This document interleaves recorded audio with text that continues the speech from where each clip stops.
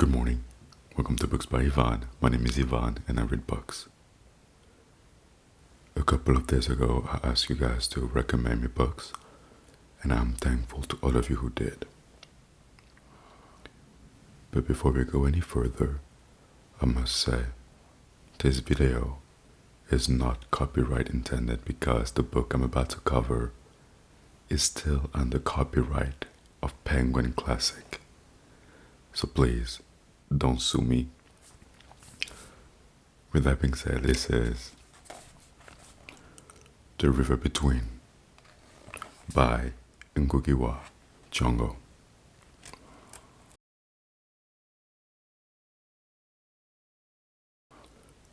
Introduction. Free your mind.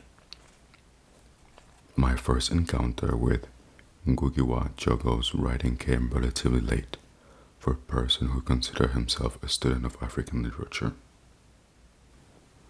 A friend of mine, a painter from South Africa, left a copy of Ngugi's essay collection, Decolonizing the Mind, The Politics of Language in African Literature, in my apartment with the instruction to read it if I want to free my mind.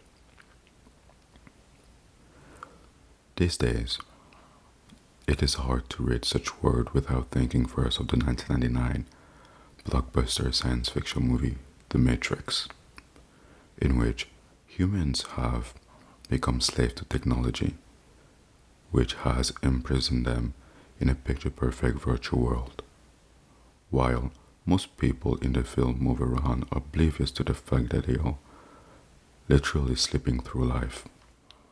A select few experience discontent with the perceived order and long for something more. They are offered a choice between the blue pill, a chance to erase all indication of their discontent, and the red pill, an opportunity to explore the twist and turn of an enlightened life. Their problem is that freeing the mind requires that they embrace the contradiction. Their world is built on fallacy, and this fallacy provides a foundation for what can be expensive, difficult, in new life. Ngugi's body of work, from his 1965 novel, The River Between, to his 2012 memoir, In the House of the Interpreter, is the red pill, delivering readers from a simplistic understanding of the forces of colonialism in Africa to a complicated imagining of Africa before, during, and after colonialism. Decolonizing the Mind, first published in 1986, some 10 years after he wrote Petals of Blood, the last novel he wrote in English, is Ngugi's self-described farewell to English as the vehicle for any of my writings. And he provides great insight into the motivation for all of Ngugi's writing, but especially for The River Between and his other early novels. In Decolonizing the Mind, one of the most marvelous analyses of the decolonized or formerly colonized person's existential predicament sent Frantz Fanon, the Wretched of the Earth, or Black Skin, White Mask. Ngugi explores the role that language plays in the process of colonialization and in the long and incomplete struggle to emerge from colonialism's shadow. It is not an easy text, primarily because it advocates abandoning many assumptions that a post-colonial African, which is to say every living African, has about a struggle for freedom and an institution that structure everyday life. Ngugi unpacking of the damage done to the independence movement by Africans being forced to use the colonizer language to express its content calls into question the authenticity of the work he chose to write in English. but such is the attitude of Ngugi, a writer profoundly allergic to the simple. Ngugi described African existence as a struggle between two competing forces, an imperialist tradition and a resistance tradition.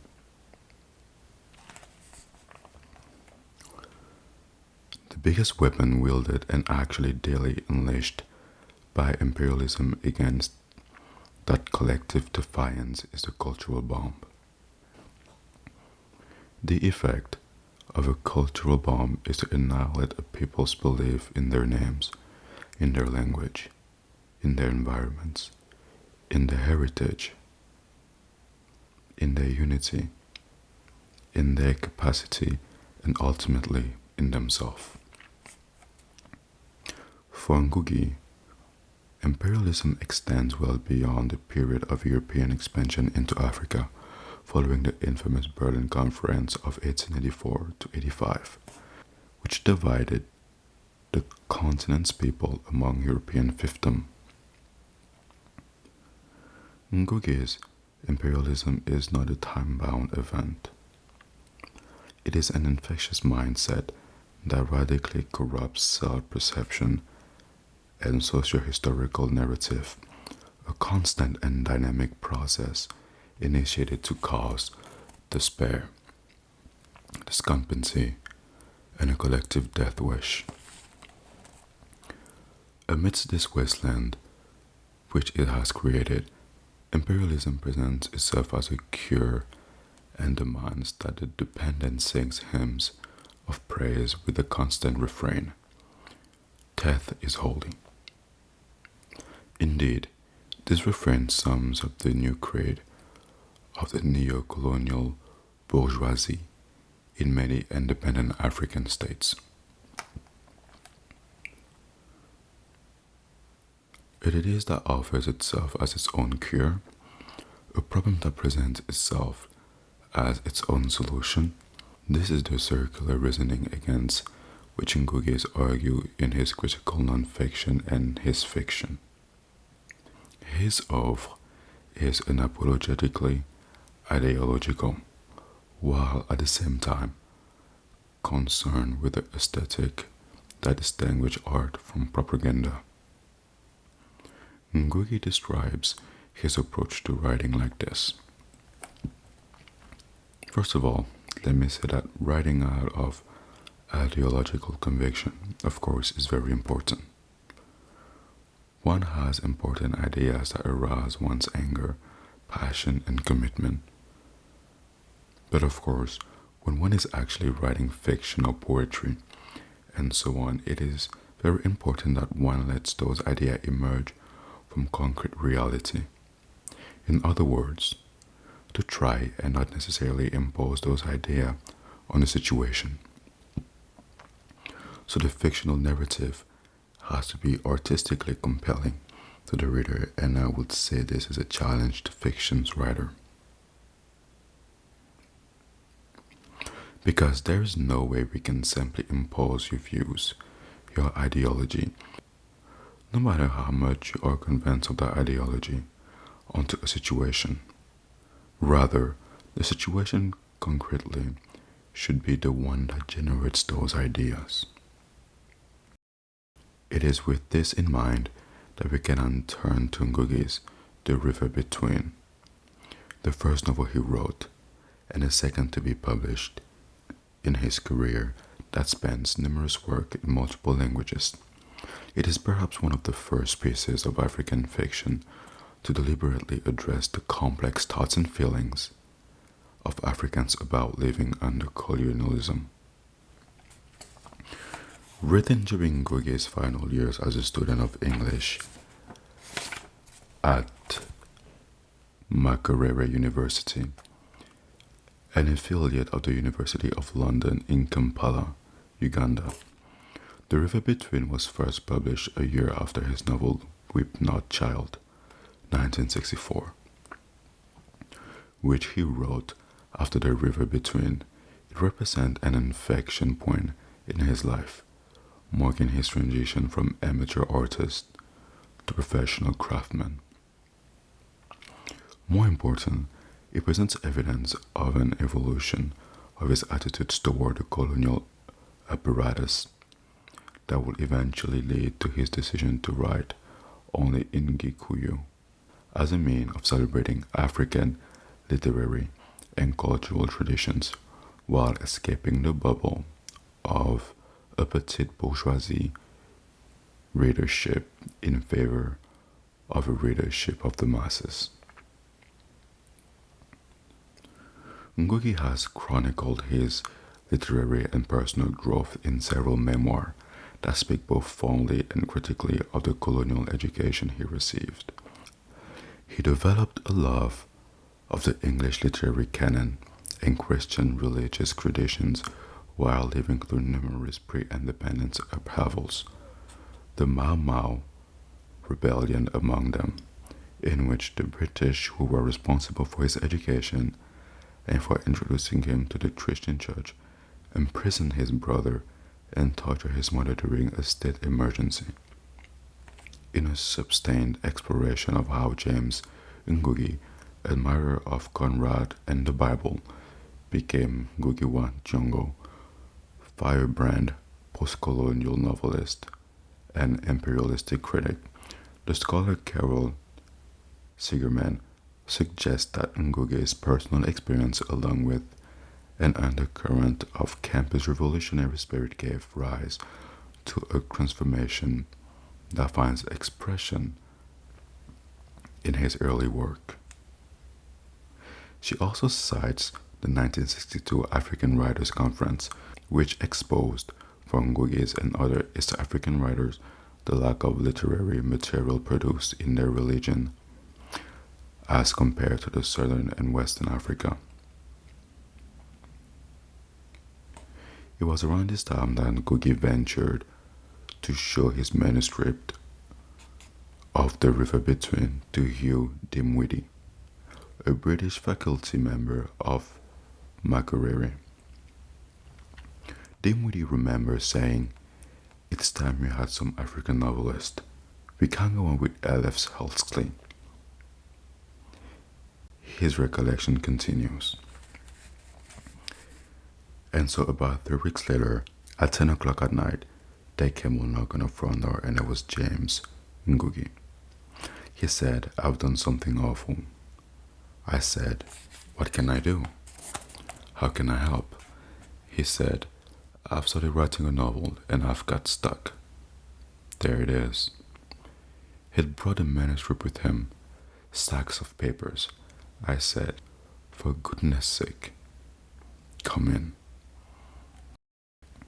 The River Between distilled this atmosphere of urgency, self-questioning, and changing into beautifully compact, almost dystopian Bildungsroman set in a vaguely fictional historical context around the time of the push of the British colonial religious infrastructure to eradicate female circumcision. At first, its subject seems to be Weyaki, a young boy who is supposed to mature into a beacon of hope and renewal for the Gikuyu community. He inhabits, as it processes its first encounter with the newly arrived white man, but really its subject is the tension surrounding this community as it confronts change. Writers have never been an easy lot. More than anyone except perhaps soldier or mercenary, they thrive on conflict, viewing it as an integral part of any society. Ngugi is no exception. In fact, he is a master at placing conflict at the center of his narrative, almost at the expense of the characters who must live through it. In its account of a small community interaction with imperial power, the River in Between offers not the idea that there was peace before the white man and will be peace when Africa expels him, but the notion, however disturbing, that we owe this colonial conflict not resolution, but understanding, or even, if you will, respect. The river between begins like this. The two ridges lay side by side. One was Camino, the other was Mukuyu. Between them was a valley. It was called the Valley of Life. Behind Camino and Mukuyu were many more valleys and ridges, lying without any discernible plan. They were like many sleeping lions which never woke. They just slept, the big dip, slip of their creator. This opening has long fascinated scholars because of its privileging of geography, place, and their mythological significance over characters as a narrative force. The novel starts slowly, almost frustratingly so, building tension in its imagery of opposition of the ridges Camino and Mukuyu, villages that we come to learn have competing philosophies as lions in extended slumber. What is so important about Ngugi's world is the suggestion that this tension predates colonialism. It began long ago, he writes, and we are introduced not to a pre-colonial utopia, unsophisticated in its social dynamic, but to a complex environment. Colonialism is not the start of history, nor will it be its end. It exacerbates existing tension, embodied in an opening scene by a fight between two boys from different ridges. Kamo, the son of Kombo Nui, the closest thing to the novel's villain, and Kimuthia, the fatherless youth who later served as the voice of clarity for an increasingly isolated Weyaki. It is a young Weyaki who breaks up the fight, and in so doing establishes himself as a presence through which readers will access subsequent struggle in the narrative. Weyaki is introduced as a typical hero. As a boy, he is already tall for his age, with a well-built athletic body and a scar from an errant goat. Most important, he has the right curiosity and bloodline. He role-plays the mythological hero of the tribe while attending to his daily duties, but gains real insight into his support's purpose and the turmoil it will bring through his father, Chege, a wary prophet and elder statesman from the Camino Ridge. Chege is privy to secrets of the tribe, the prophecy that the white men will come like butterflies and the tribe will produce a savior to deal with him, and that his savior will come from his old lineage, a prominent bloodline that includes the seer Mugo wa Kibiro. The moment of revelation of the prophecy sets Weyaki on a path of growth, but also reveals more tension.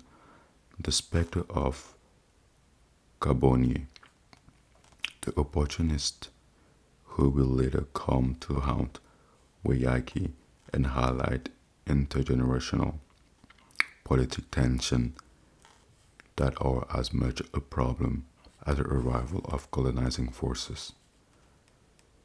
Hidden here in this moment is the fatal flaw passed from father to son, the belief that the upheaval created by the white man can be stilled by incorporating into daily life the white man philosophy and using it against him. Weyaki is told to learn all the wisdom and all the secrets of the white man, but do not follow his voice. And later tries to establish education as the basics for the community itself, reconciliation, and simultaneously salvation.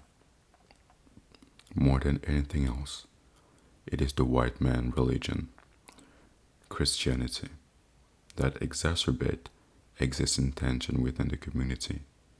They are those who reject it, like Chege, those who see it as a tool to achieve status, like Kabonyi, and those who become fervent believers, like the fanatical Joshua, a preacher from Makuyu, so enraptured by it that he will disown his children for existing outside his narrow interpretation of its tenets. We are not given a concrete reason for Joshua's conversion, told only that he is consumed by his devotion and disconnected from the geography or the tribes. Life for Joshua is complete, except that it is not.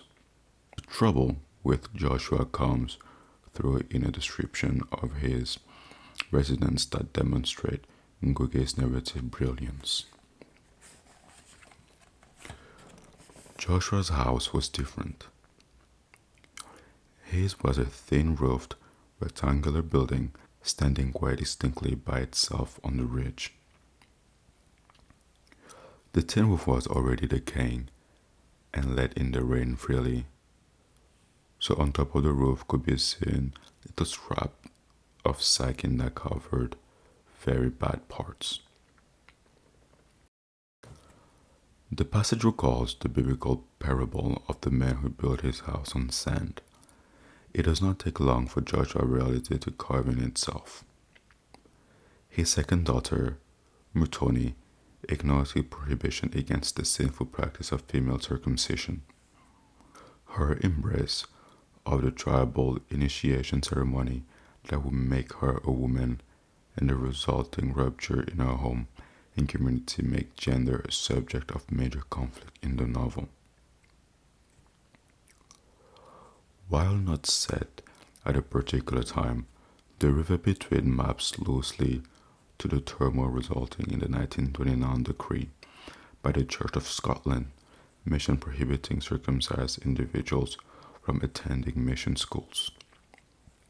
The Church of Scotland mission is represented in the novel by Reverend Livingstone, the sole white character given voice, attending some of the dances on the eve of circumcision.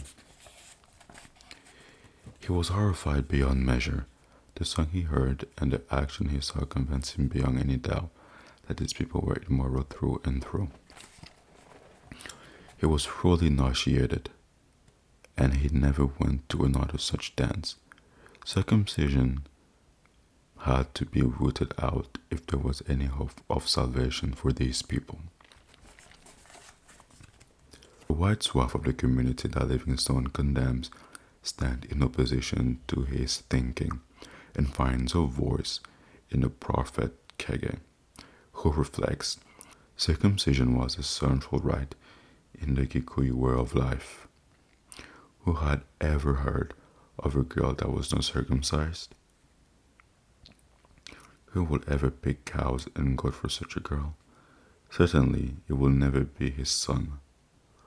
Wayaki will never betray the tribe, both female and male circumcision, as coming of age rites for the youth of Camino and Mekyu play a central role in the novel.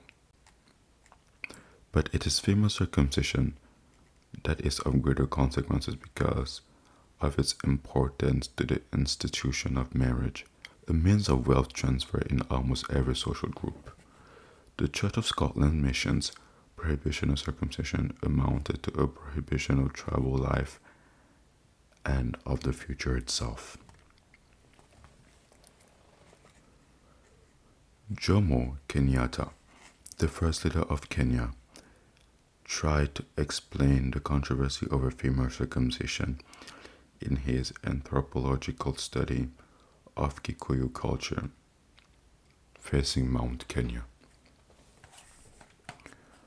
The real argument lies not in the defense of the surgical operation or its detail, but in the understanding of every important fact in the tribal philosophy of the Gikuyu, namely, that this operation is still regarded as the very essence of an institution which has enormous educational, social, moral, and religious implication, quite apart from the operation itself.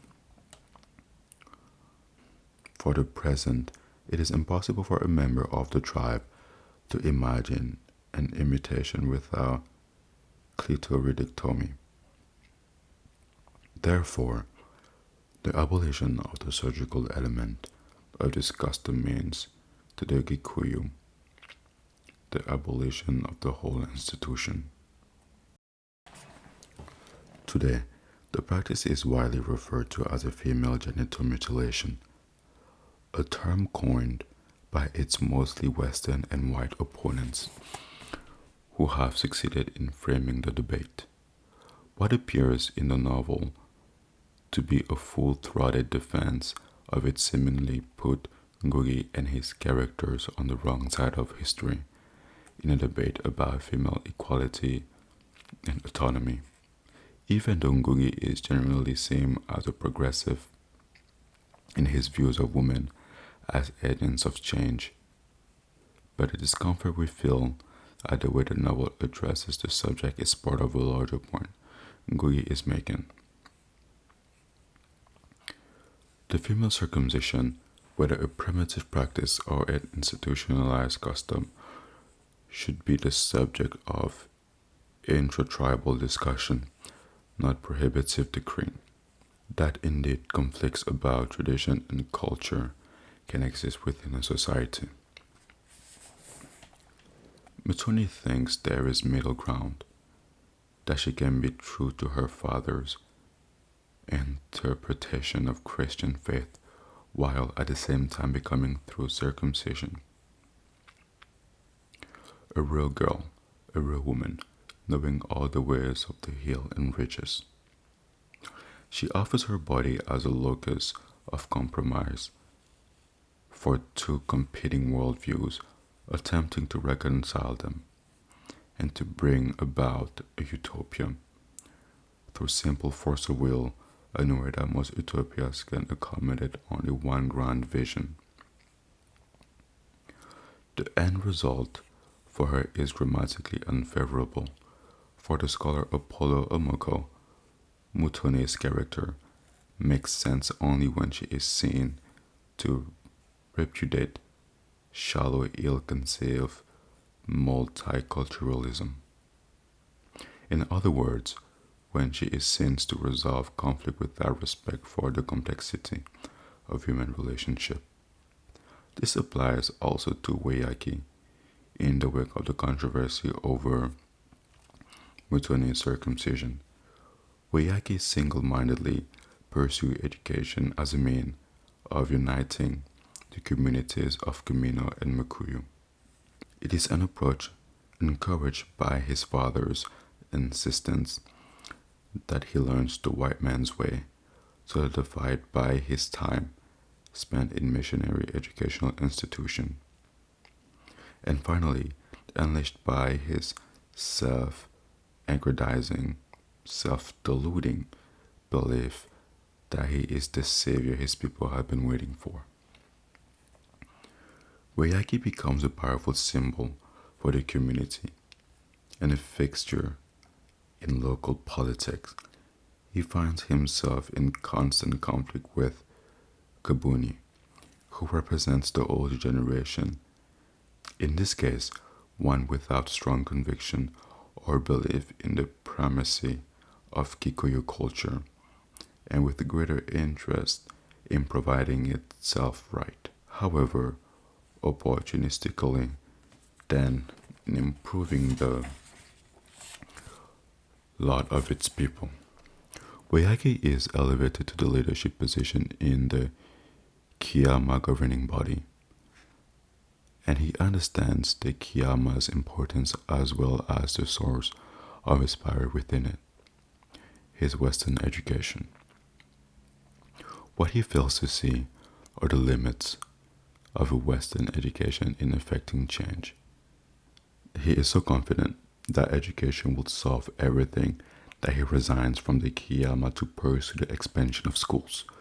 Wayaki's ultimate fate owns itself to the dogged push for a resolution to a conflict that has much deeper root that he chooses to grasp. It is through Wayaki that we see question that animates Ngugi's body of work. How can you possibly cure the disease with the disease itself? The ills of colonialism cannot be treated with the tools of colonialism. Ngugi pushes this idea further, suggesting that to assume that colonial tools can heal cultural drift is to exhibit a lack of respect for indigenous cultures. When Wayaki aggressively promotes education in a meeting with the Kiyama, the community respond, "Will education give back our land?" Let him answer that. This slim book, which as a first novel begs to be underestimated compared to some of Ngugi's later, longer work, such as Pencil of Blood or Wizard of Crow, is too important to take lightly, although occasionally heavy-handed in the symbolism and perhaps too concerned with the formality of language. He has an undeniable power to deliver us from unhelpful binaries of prey and post-colonialism and from simplistic solution for emerging from the shadow of imperial rule. It takes its reader on a journey out of the colonial matrix and into the world of the real, showing us life reclaimed in all its complexity from the simplifying template of colonialism. You can put this book down and return to the life you had before, or you can read it and see just how deep the rabbit hole is. Ngugi offers a truth, whether to seek it out and free your mind. The choice is yours. And with that last line, I think I would like to see how deep the rabbit hole goes. I hope you guys enjoyed this book. As a reminder, this video may be taken down because this book is still under copyright of Penguin Classic, so there's a high chance this video gets taken down. But regardless, I hope you guys enjoy. My name is Ivan, and this was The River Between. As always, stay safe and have a good day. Bye.